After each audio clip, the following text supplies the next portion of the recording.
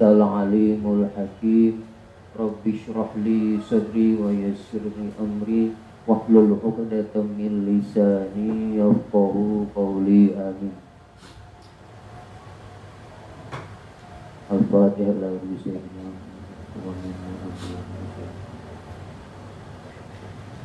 Khususan Malik Hajar Kitab wa Asirin Wasairin Al-Fatihah. Bismillahirrahmanirrahim. Alhamdulillahirabbil alamin. Ar-Rahmanir Rahim. Maliki yaumiddin. Iyyaka na'budu wa iyyaka nasta'in. Ihdinas siratal mustaqim. Siratal ladzina an'amta 'alaihim ghairil maghdubi 'alaihim. Bismillahirrahmanirrahim. Qala rahimahullahu ta'ala wa nafa'ana bihi wa bi'ulumihi fid dharaini. Amin. Qala rahimahullahu ta'ala al-kalamu wa ma yata'allafu minhu. Ai hadza babu syarhil kalami. Jadi membuang mudhaf, dua dibuang. Ai hadza babu syarhil kalami. Ini bab menerangkan tentang definisi kalam. Wa ma dan kalimat ya ta'allafu yang jadi tersusun kalam minhu dari ma. Pembahasan tentang kalam dan kalimat-kalimat ya ta'allafu yang tersusun kalam minhu daripada ma, dari kalimat tersebut. Jadi pembahasan tentang kalam dan unsur-unsur di dalamnya itu. Al-kalamu wa ma yata'allafu minhu.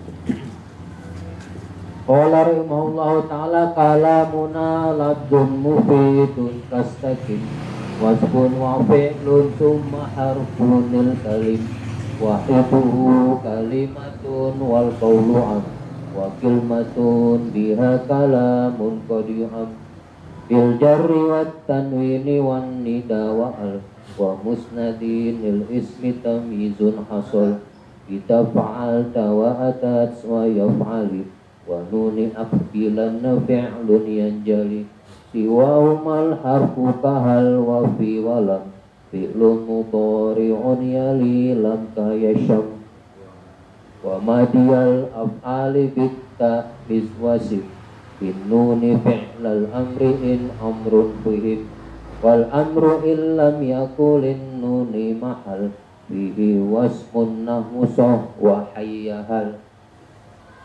Bismillahirrahmanirrahim. Kalamuna bermual kalam inda nahwiyin. Definisi kalam menurut kami para ulama nahwu, para ahli nahwu. Lafzun yaitu pelafalan. Ay malfuzun. Lafzun ay malfuzun. Perkara yang dilafalkan. Ya. Kalau kita definisinya, kalau di Jurmiyah, al-lafzu wa as-sautul mustamilu ala ba'dil hurufil hija. Iya. Jadi kita melafalkan berarti kita mengeluarkan suara. Yang suara itu mengandung beberapa huruf. Jadi pelafalan, kita jadi bahasa Indonesia ya. Jadi kalam menurut ahli nahwu adalah lafal atau pelafalan mufidun, atau perkara yang dilafalkan mufidun, yang memberikan faedah atau yang memberikan kepahaman. Kastaqim yang seperti lafal istaqim. Kastaqim yang seperti lafal istaqim. Nah, ini kalau kita menilik ilmu mantik ini istilahnya had gitu ya, had atau definisi. Definisi itu harus jamek mane atau mudtorid munakis. Jamek mane. Jadi sesuatu bisa menjadi definisi itu ada syaratnya. Dia harus jamek, harus memasukkan perkara emang yang mesti masuk di definisi itu. Kemudian harus mane, mengecualikan perkara yang enggak masuk. Satu contoh yang terkenal misalnya al-insanu hayawanun natik. Manusia adalah hayawan. Hayawan ini namanya jenis ya, istilahnya. Kemudian natikun namanya fasal. Hayawan, manusia itu adalah jenis hewan. berarti sama. Ada laki-laki, ada perempuan, ada makan, ada buang air, ada tidur, umum tuh. Kemudian pasalnya itu yang menjadi pemisah, yang mengecualikan perkara yang gak masuk, yaitu natikun, yang berakal. Maka dengan kata-kata natik ini mengecualikan kambing, kebo, karena kambing, kebo nggak berakal. Itu namanya al-had atau definisi. Definisi itu harus jami' mane atau muttarib munakis, harus bisa merangkul perkara yang masuk dan mengecualikan perkara yang nggak masuk. Makanya bikin definisi itu susah, sulit gitu. Dan definisi pun itu kadang dikritik lagi oleh ulama yang lain, ini kurang nih gitu loh. Karena ada perkara yang nggak masuk yang mestinya masuk gitu. Biasa itu ya, saling mengkritik gitu. Nah ini definisi menurut Imam Ibnu Malik adalah kata-katanya kalam menurut ahli nahwu ya, bukan ahli lughah ya. Lain lagi lafzun berarti kita melafalkan suatu kata-kata mufidun yang memberikan kepahaman. Kastakim yang seperti lafal istaqim ini kastakim ini harus diikutin terus, karena kalau mufidun saja belum sesuai definisi. Nah kalau kita menilik nazoman Imriti gimana? Imriti masih apa enggak? Kalamuhum mufidun musnadu, itu sama aja intinya. Lafal yang memberikan faedah, kepahaman ya. Yang yasunu asukutu alaiya ay sukutul mutakalim. Jadi ketika dia ngomong, yang berbicara itu diam, artinya nggak perlu melanjutin lagi karena udah bisa dipaham oleh same, ada yang dengar. Itu mufidun kastakim yang seperti lafal istaqim. Nah kalau imriti musnadu, musnad itu adalah domu kalimatin ila ukhra ala wajhin mufidin. Jadi kita menggabungkan kalimat ke kalimat yang lain sehingga bisa memahamkan, baik berupa fi'il fa'il atau mubtada khobar. Makanya di sini kastakim contohnya. Makanya menjadi pasal kedua nih istilah manteknya begitu ya. Jadi kalam menurut ahli nahwu adalah kita melafalkan kata-kata atau merangkaikan kata yang bisa memahami mufid. Artinya setelah dia ngomong udah nggak perlu nerusin lagi karena udah bisa dipaham. Kastakim yang seperti lafal istaqim. Nah, istaqim ini mengandung arti bahwa paling sedikit yang dikatakan kalam itu adalah dua kalimat. Dalam contoh ini adalah fi'il amar dan fa'ilnya. Istaqim, istiqomalah kamu. Konsistensilah kamu gitu ya. Itu kan udah bisa dipaham paling sedikit, atau jumlah ismiyah gitu ya, juga bisa dikatakan kalam. Kalamuna labzun mufidun kastaqim. Kalau ini kan Nazom Alfiyah itu pada abad berapa? Tahun 600 ya, 600 Hijriah, meninggal tahun 672 atau 71 gitu. Nah setelah Imam Ibnu Malik meninggal 672, lahir Imam As-Son Haji Sahibul Ajrumiyah, lahir 672. Kemudian kalau Syekh Imriti tahun 900-an Hijriah. Jadi ini Alfiyah lebih dulu daripada Jurmiyah, lebih dulu. Cuma Jurmiyah itu istilahnya terkenalnya buat para pemula. Makanya nanti kadang-kadang ya di Nazom Alfiyah ini banyak kok nggak memasukkan ini, karena dia lebih dulu. Yang namanya belakangan bisa jadi kan nemuin lagi tuh penelitian gitu ya. Itu begitu nanti ketahuan gitu. Jadi lebih dulu Imam Ibnu Malik daripada Sahibul Ajrumiyah. Ajrumiyah al-kalamu wal labdu murakkabul mufidu bil wadi. Bil wadi itu ada yang mensarai dengan bahasa Arab atau ada yang mensarai dengan qasdi, dengan disengaja. Nah itu nanti ada perbedaan lagi ya. Pensyaratan itu juga ada perbedaan pendapat gitu ya. Ada yang diharuskan harus dengan qasdu, disengaja, supaya bisa mengecualikan orang yang lagi ngigo atau orang yang suara burung gitu ya. Itu perbedaan. Kayak Imam Dahlan enggak menyaratkan kayak gitu, enggak. Lalu kalau kayak tulisan gimana? Bisa dikatakan kalam apa enggak? Tulisan. Kalau ini kan omongan nih, menurut Indah Nahwiyin. Ya kalau menurut definisi Nahwu nggak bisa dikatakan kalam, tapi bisa dikatakan menurut ahli lughat, ya. Karena ahli lughat itu lebih umum dia, lebih universal. Ya biasa istilah fan itu beda-beda. Seperti kita mengatakan al-kalam menurut ahli fikih beda lagi. Kalam yang membatalkan fikih itu apa? Minimal satu huruf yang bisa memahami, ya, atau dua huruf nggak bisa memahami, bisa dikatakan kalam. Beda-beda definisinya gitu ya.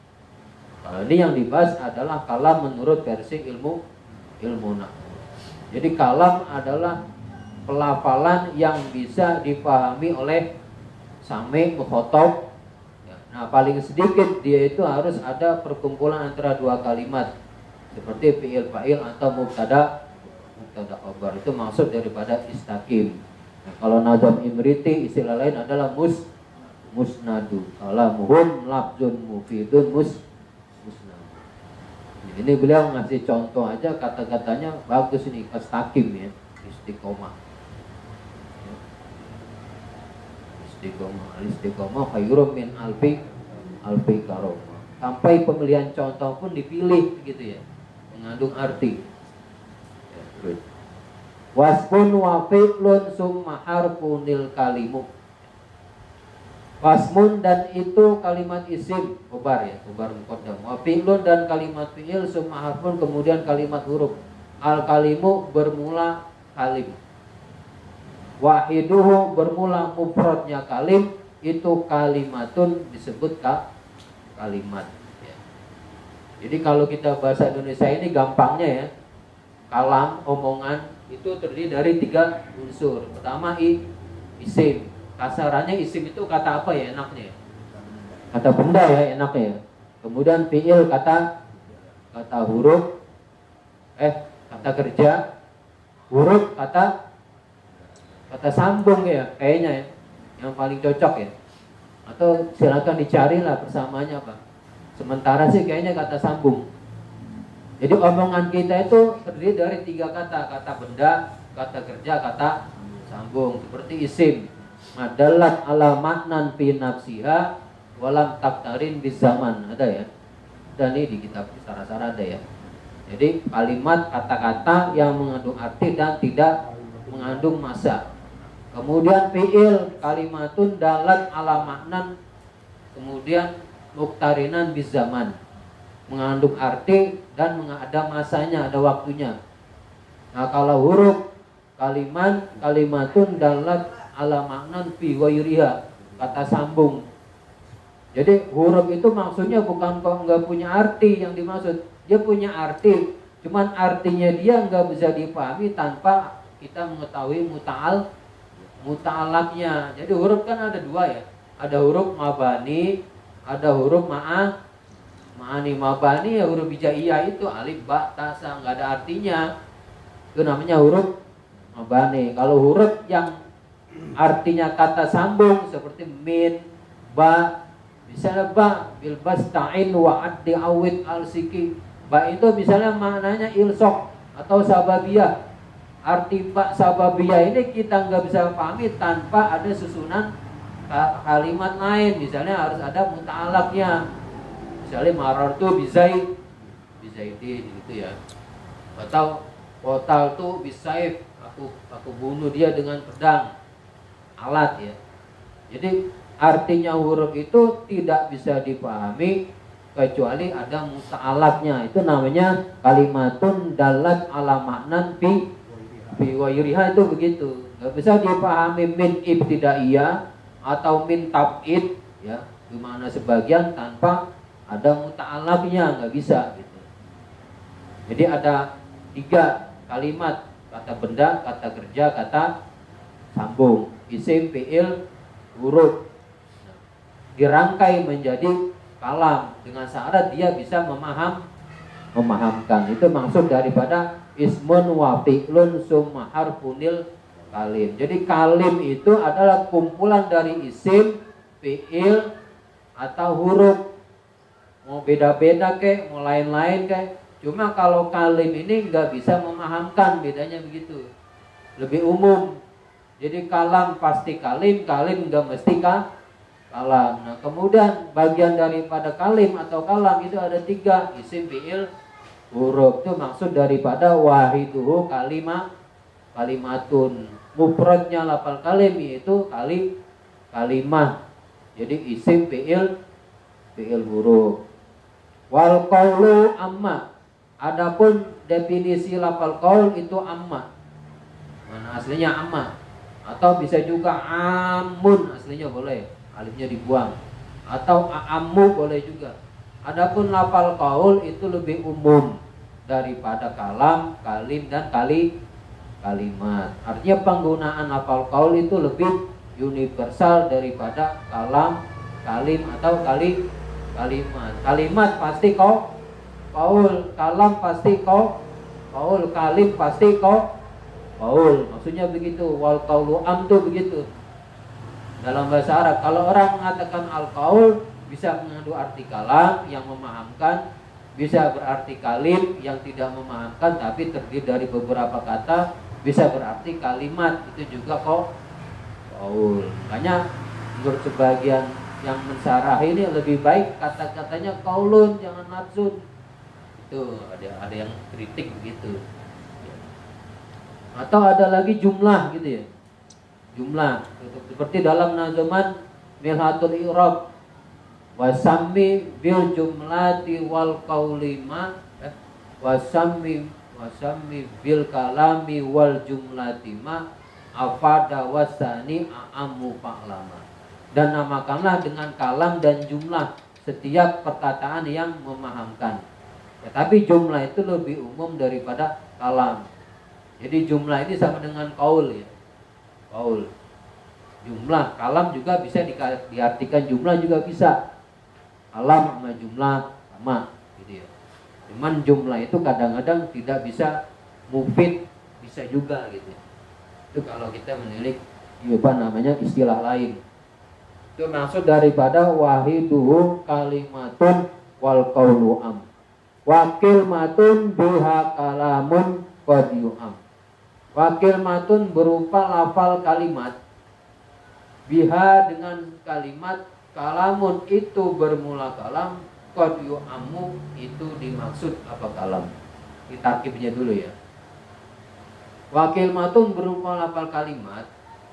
Biha sebab kalimat, kalamun itu bermula kalam, itu qad yu'amu terkadang dimaksud apa kalam.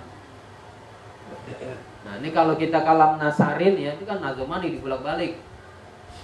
Jadi begini kalau kita ganti ke kalimat biasa, wakil matun qad yu'amu kalamun biha.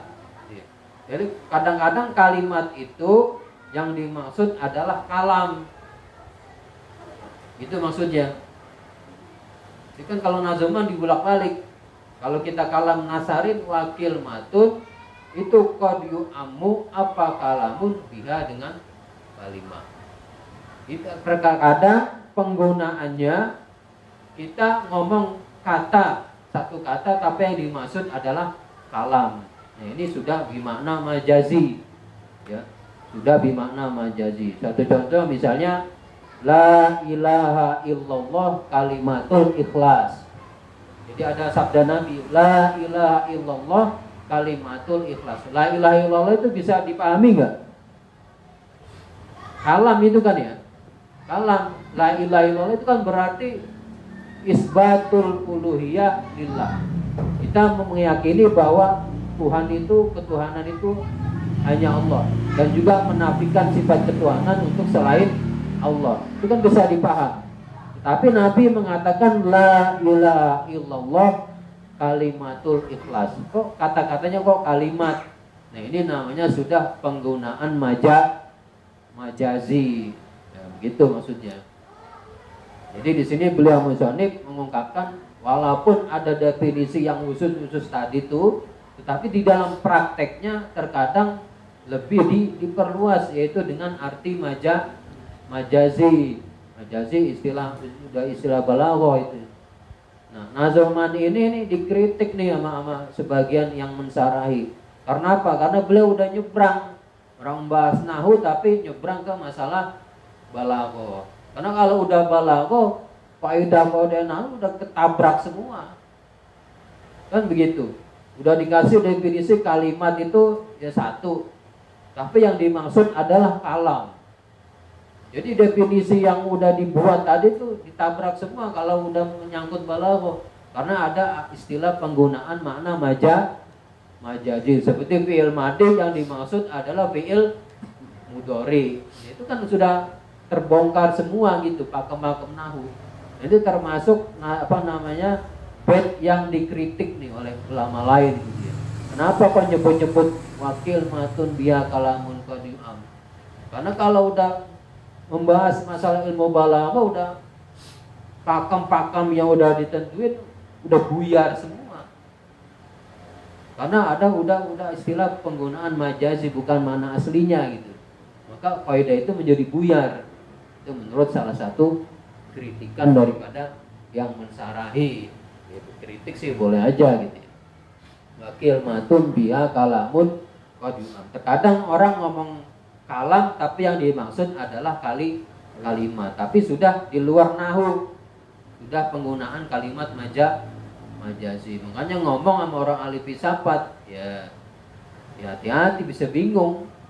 Dia ngomong satu kalimat maksudnya begini, kita maksudnya lain, nggak bakal nyambung. Ini ngomong sama Rocky Gerung gitu ya, ada istilah apa tuh dibilang, ada agama fiksi sama fiktif, nggak bakal ketemu. Jadi kalau istilah orang ngomong mantek, kita harus dialog nih, harus sepakat dulu apa yang dimaksud fiksi, apa yang dimaksud fiktif, jangan dicampur aduk. Tasawur kalimatnya gitu ya, definisi kalimatnya harus jelas dulu, baru bisa dialog nyambung. Kalau dia itu dicampur-campur, arti majazi dipakai, arti hakiki dipakai, ya udah repot. Kalau yang nggak pakai mantek ya nggak bakal nyambung ngomong sama dia gitu ya. Gitu. Itu masalah penggunaan kata-kata gitu. Itu tentang masalah kalam yang terdiri daripada isim, fi'il, huruf. Nah, kemudian dalam nazam selanjutnya beliau mengungkapkan ciri-cirinya. Pertama adalah ciri-ciri kalimat isim ya. Bil jarri wat tanwini wan nida wa al wa musnadin lil ismi tamyizun asol. Bil jari dengan i'rab jar, wa tanwini dan dengan tanwin, wan nida dan huruf nida, wa al dan dimasukin al, maksudnya dimasukin huruf jar, dimasukin tanwin, dimasukin huruf nida dan dimasukin al, wa musnadin dan ada isnad di situ. Isnad itu tadi apa? Dommu kalimatin ila ukhra. Kita mengumpulkan kalimat ke kalimat yang lain, fi'il ke fa'ilnya atau khobar dengan mubtada. Lil ismi itu bagi isim tamyizun bermula perbedaan hasola yang hasil apa tamyiz. Kalau kita kalamin nasarin begini, lil ismi atau begini, hasola at-tamyizu lil ismi bil jarri wa tanwini wan nida wa al wa musnadin. Gitu ya kalau kita bolak-balik. Jadi bisa terjadi perbedaan bagi kalimat isim dari perbedaan dari dua kalimat yang lain, yaitu fi'il atau huruf. Punya ciri-ciri khusus isim, yaitu apa? Bil jarri, pertama dengan i'rab jar.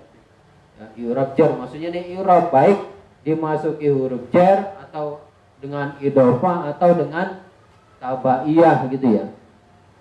Kemudian wa tanwini, jadi ada kalimat dimasukin huruf jar, ada idhofah, maka itu berarti kalimat isim. Wa tanwini dan dengan tanwin bisa dibedakan, ada kalimat kemasukan tanwin. Tanwin itu apa ya tanwin ya? Tanwin itu mana asli logatnya adalah at-taswid, ngeluarin suara. Ya. Kalau tanwin itu adalah nunun sakinatun zaidatun tal'aku akhiral ismi. Jadi tanwin itu ada nun tambahan yang ada di akhir kalimat ya. Tetapi nunnya itu hanya ada di pelafalan saja, tulisannya nggak ada. Misalnya Zaidun itu kan ada nunnya ya, ada n-nya ya. Rojulun itu ada n-nya nggak? N ada. Cuman itu pelafalan saja, tulisannya nggak ada. Itu namanya tanwin. Ya. Nggak ada tulisan nunnya, nggak ada. Makanya ada harokat dua, domatain sebagai ganti daripada nun. Makanya dalam tajwid itu tanwin dan apalagi satu, nun mati dan tanwin digabung dalam ilmu tajwid karena sama-sama mengandung keluar suara n, nun gitu ya. Itu namanya tanwin. Jadi nun tambahan, nun dia suara nun tambahan, tetapi pelafalannya saja, ditulisannya nggak ada, itu namanya tanwin. Nah, setiap kalimat ada tanwinnya, ini berarti kalimat isim. Nah, kemudian ada huruf nida. Ya, nida boleh, nuda boleh. Tapi kalau sorofnya nada yunadi nidaan gitu ya. Nada yunadi nidaan. Ada huruf nida. Nah, itu berarti setelah huruf nida kalimat isim. Kenapa kalimat isim? Karena nida itu adanya adalah mana aslinya kan memanggil ya. Berarti lafal yang sesudahnya berarti maf'ul bih gitu. Menjadi objek. Nah, maf'ul bih itu pasti kalimat isim. Jadi ya Zaidu ay ad'u Zaidan. Ya rajulu ay ad'u rajulan. Hai orang laki-laki, artinya saya memanggil dia. Jadi setiap kalimat dimasukin huruf nida, ya atau dan akhwatnya berarti kalimat isim karena dia hakikatnya menjadi maf'ul bih karena nida itu artinya ad'u gitu. Kenapa dia bisa dikatakan isim? Karena setelah huruf nida pasti menjadi maf'ul bih, di situ alasannya. Kemudian wa'al juga ay wa'al dimasuki al, baik al taukid atau al zaidah. Rajulun menjadi ar-rajul, al ma'rifat ya, al ma'rifat atau al zaidah. Ya.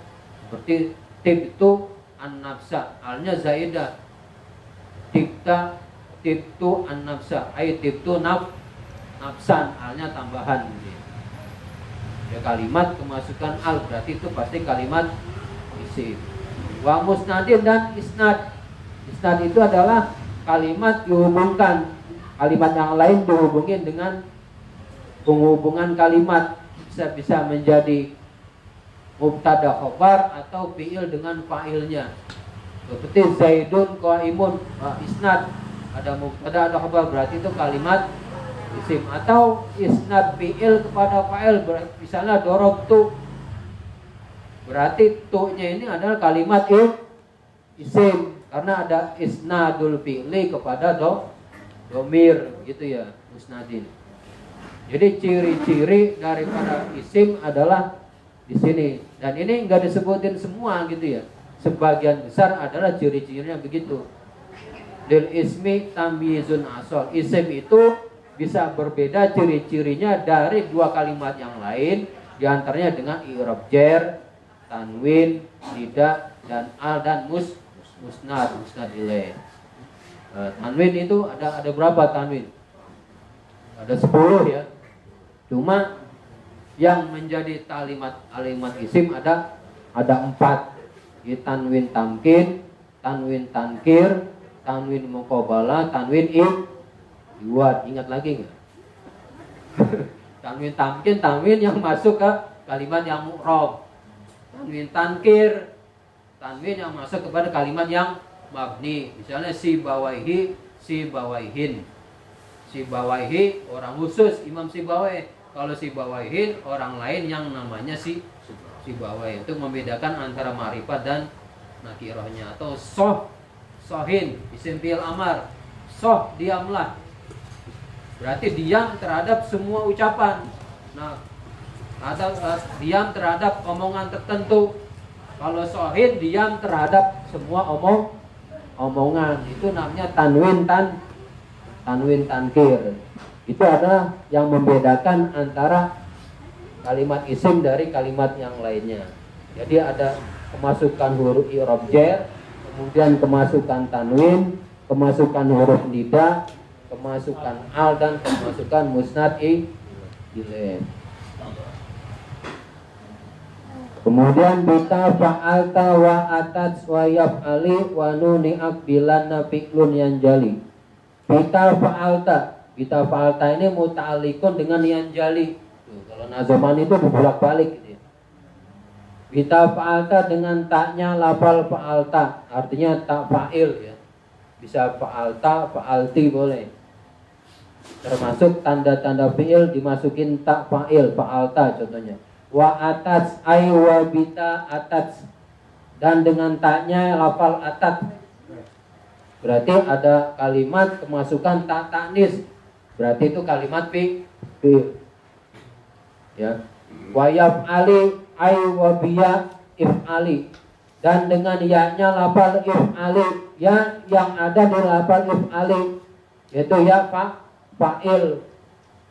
If'ali lakukanno alaimu seorang perempuan, atau ya fa'il yang ada di fi'il mudhari seperti taf'ali alina, itu berarti kalau dimasukin ya fa'il berarti itu adalah kalimat fi'il. Kemudian wa nuni akbilanna, dan dengan nun yang ada di lafal akbilanna, artinya nun taukid, baik taukid khafifah atau taukid sakilah. Fi'lun bermula fi'il itu yanjali, menjadi jelas apa fi'il. Fi'lun ini kenapa jadi mubtada kok bisa? Ya, karena yang dimaksud adalah lafalnya gitu ya. Urida bihi lafzu, lafal fi'il, berarti dia alam.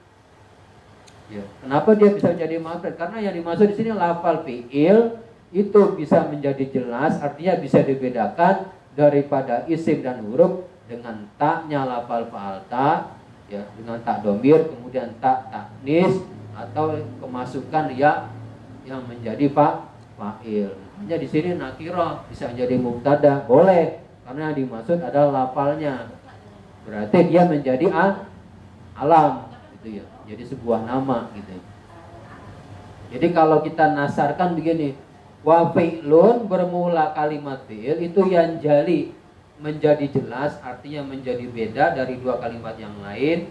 Ciri-cirinya bita fa'alta, dengan taknya lafal fa'alta, kemasukan tak yang menjadi fa'il, baik mukhatab atau mukhatabah, fa'alta fa'alti. Wa atat ay bita atats, taknya lafal atats, berarti ada kalimat kemasukan tak taknis ya, tak taknis, tak yang mengandung arti perempuan ya. Dorobat, oh berarti kalimat fi'il, ada tak taknisnya. Kemudian if'ali atau idribi, pukullah olehmu, berarti kalimat fi'il karena kemasukan ya mutakalim. Kemudian nun yang ada di lafal akbilanna, kemasukan nun taukid, seperti ijlisanna, tunggu, duduklah olehmu, nun taukid ya, berarti itu kalimat fi'il. Itu ciri-cirinya yang membedakan fi'il dengan isim dan huruf. Itu ciri-ciri isim dan fi'il yaitu menerima alamat-alamat tadi. Kemudian siwa humal harfu,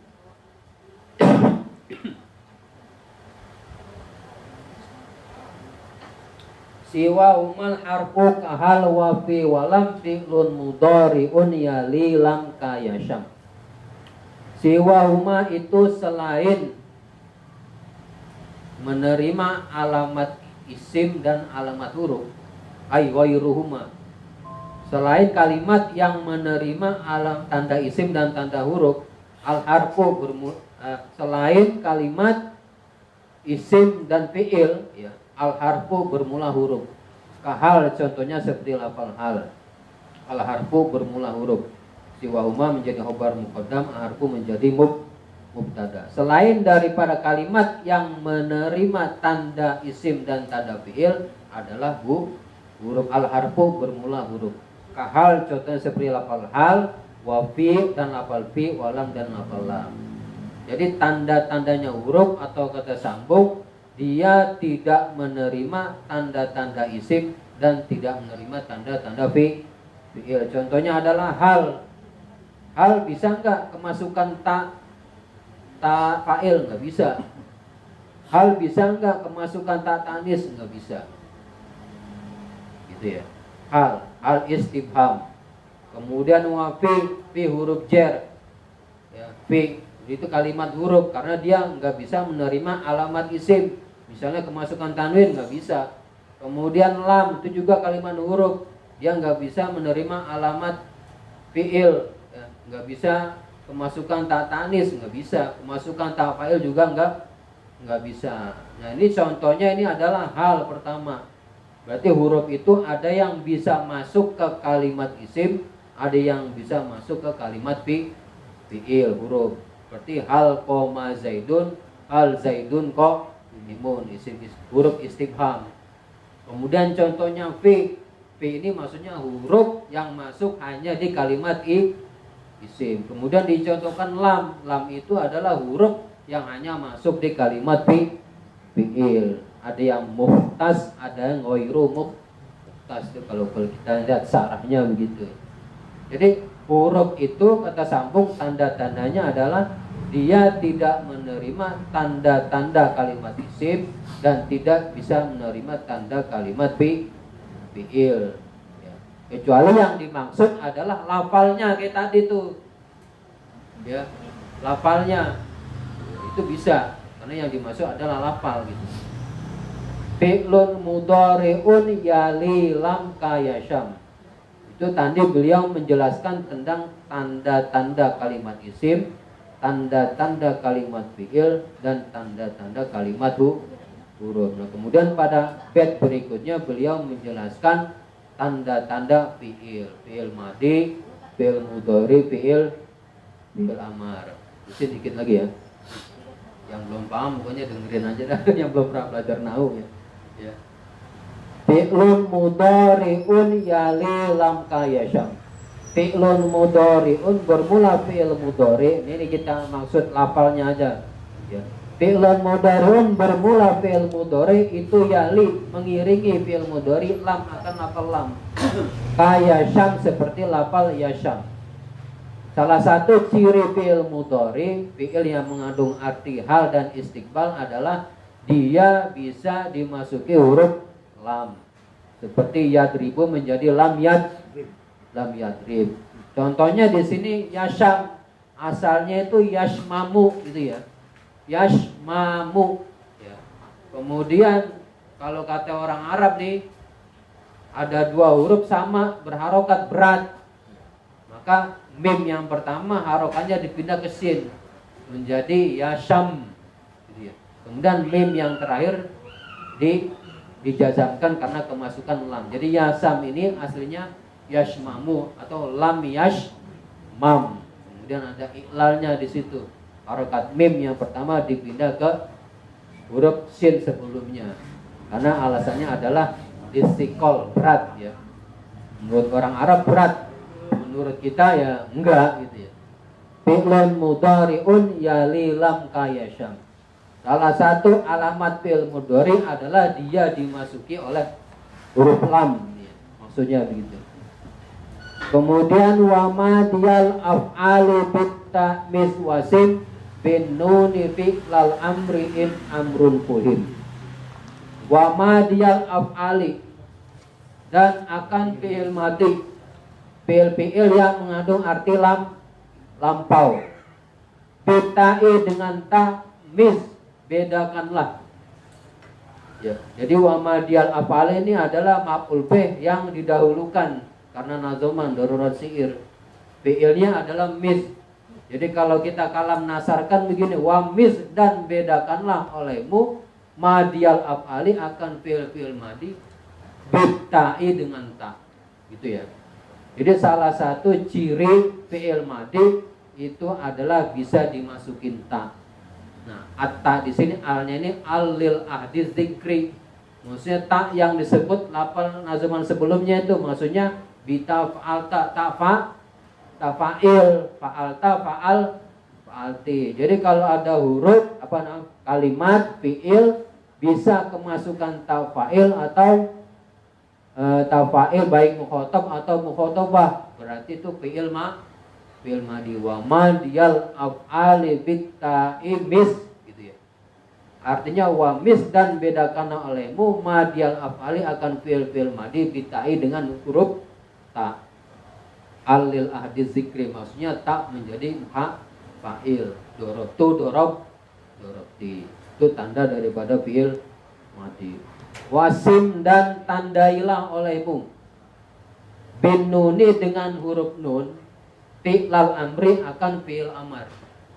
Nah, fi'il amar, fi'il yang mengandung arti perintah, ada tandanya, yaitu apa? Dia harus bisa menerima nun taukid, seperti idribana nun taukid sakila, atau idriban nun taukid hafifah.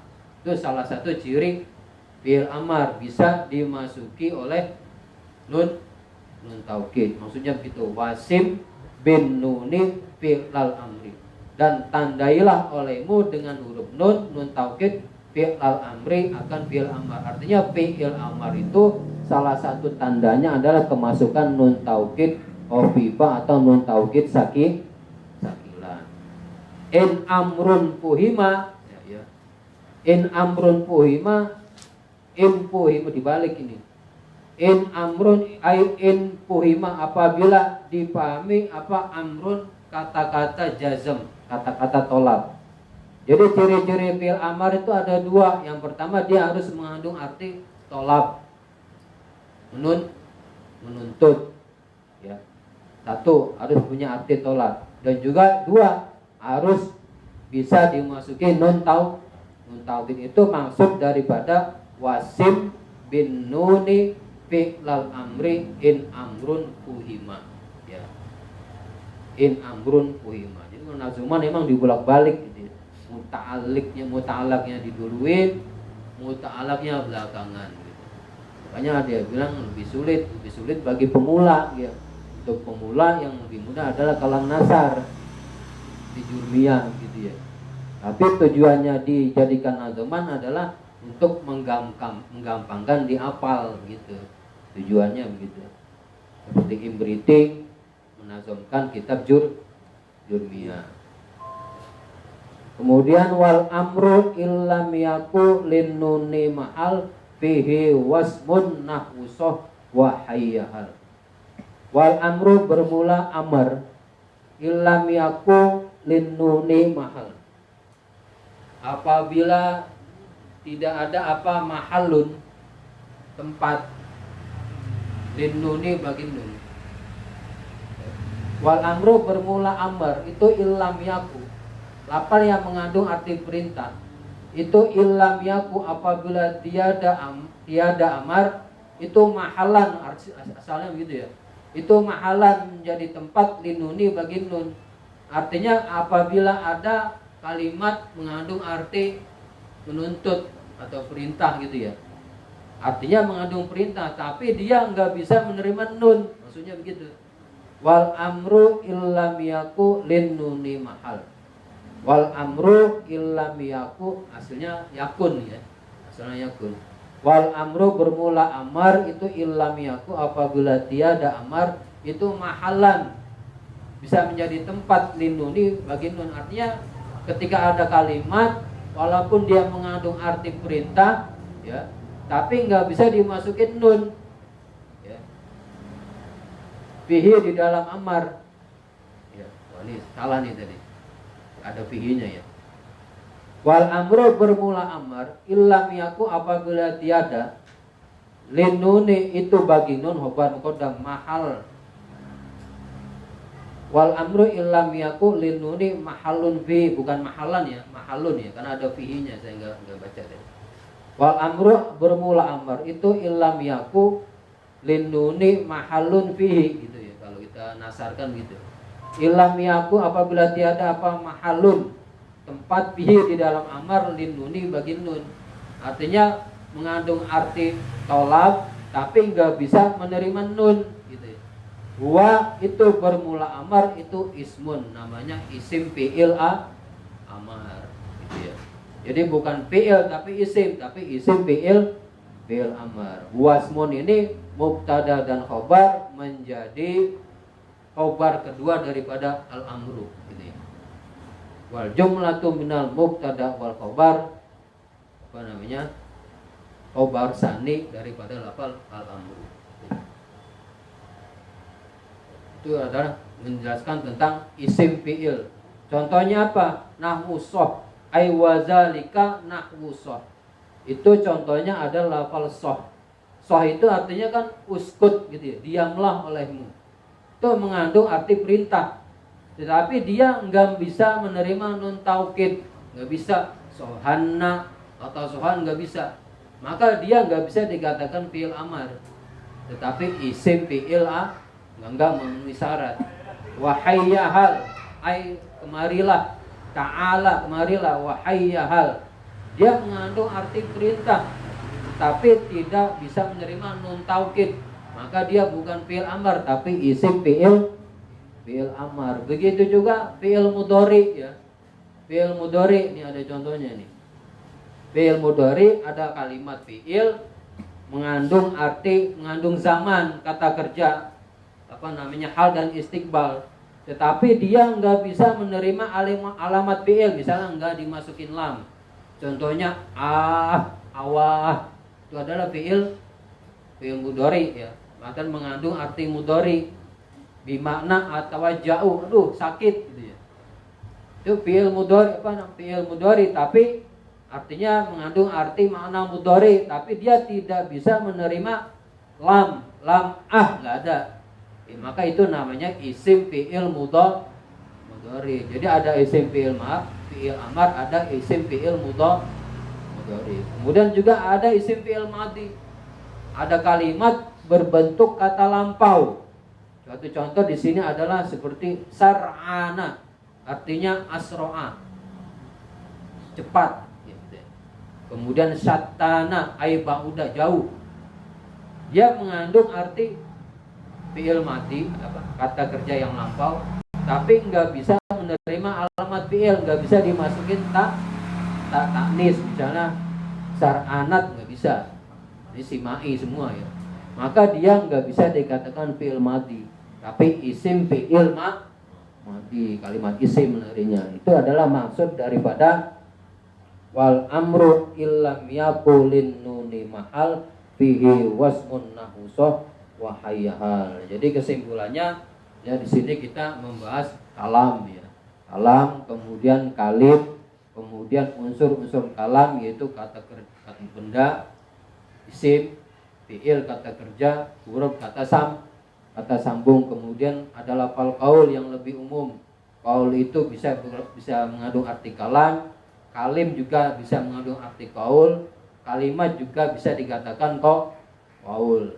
Kemudian dijelaskan tanda-tanda kalimat isim ya, kemasukan i'rab jar, tanwin, kemasukan huruf nida dan kemasukan al.